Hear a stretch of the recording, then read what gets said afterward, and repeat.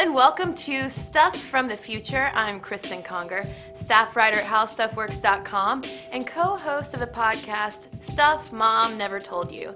And today I'm going to talk about the future of marijuana in the United States, and specifically the future of whether or not legalization will ever happen.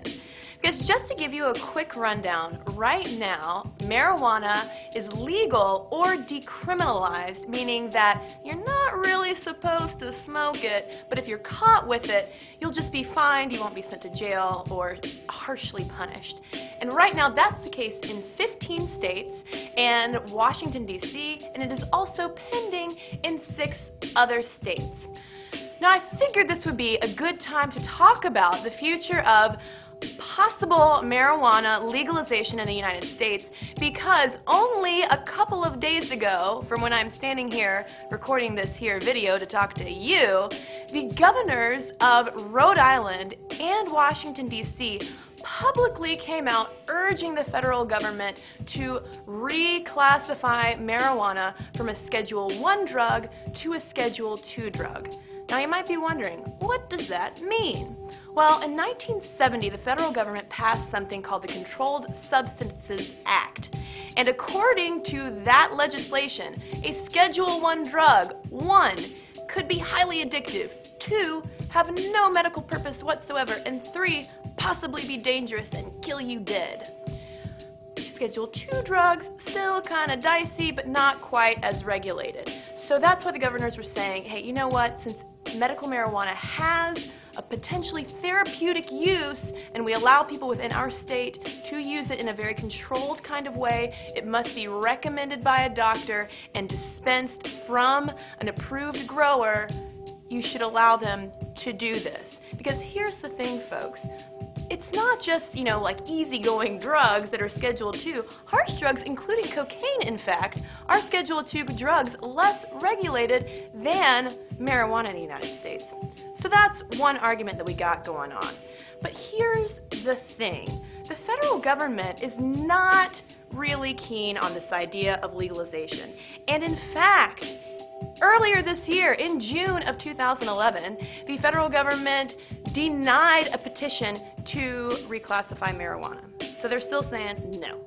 Even though the Obama administration in 2009 said, hey, you know what, DEA, we're going to lay off the medical marijuana growers. California, do your thing. No big deal. But in the past few months, a lot of dispensaries have been raided by federal authorities.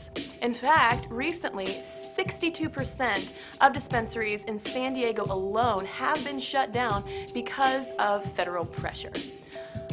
But one thing that you might not realize about the federal government's relationship with marijuana is that, in fact, every month to 4 special people, they hand out anywhere from 320 to 380 marijuana cigarettes, aka joints, for free to these people as part of an experimental drug program that they started in 1978 and closed off in 1991, but they're still giving these remaining patients their medical marijuana. So it's sort of a dicey relationship. They want to maybe find something that could be therapeutic, but they're very resistant from the whole war on drugs perspective. And it's probably not helping things, or at least in favor of legalizing marijuana, that just recently, in December 2011, the feds just uncovered and busted a drug tunnel from San Diego to Tijuana. And I want to say that they uncovered like 32 tons of marijuana. And you guys, this drug tunnel was so sophisticated, there was an elevator at the entrance in Tijuana. An elevator. So that doesn't really, look very good for legalizing anything, because it's going to seem like sort of a double standard, perhaps, on the federal government's part. They say, hey, you know what, you can sell marijuana, but you can't sell marijuana. So I think the future of legalizing marijuana is still pretty far off in the distance. But as of right now, if it were up to a public vote, it would be a pretty close yes or no referendum. Because earlier this year, Gallup organization took a poll of whether or not Americans thought that pot should be legalized. And you know what, folks?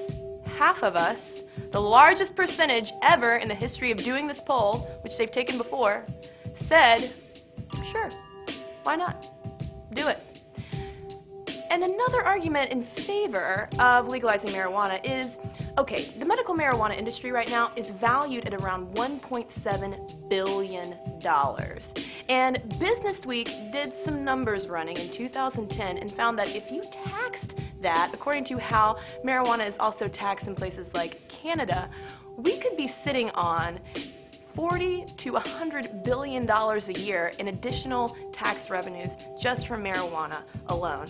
But right now, folks, the money ain't talking, because half the people want it, half the people don't. It's an incredibly divisive political topic for politicians to approach, so no one really wants to come out and say, hey, you know what, just legalize it. Instead, you have people like the governor of Rhode Island and the governor of Washington saying, you know what, just bump it down a notch. Let's ease into this thing. Now, finally, for the folks out there who are saying, hey, you know what, if you legalize marijuana in the United States, that's going to turn us into a nation of potheads. But 8 out of 10 states that legalized marijuana in the United States as of 2006, in 8 out of those 10 states, the rate of teen marijuana smoking, it went down. It went down. And per capita-wise, right now, with marijuana illegal in the United States, we smoke more pot per capita than the Dutch do. That's right, more than the folks who live in and around Amsterdam. What do you have to say about that? So the thing is, it's sort of a dicey situation, because right now 3.6 million Americans are already smoking pot anyway, whether they have a doctor's recommendation in one of those 15 states in D.C. or not, and yet the feds are still pushing against it.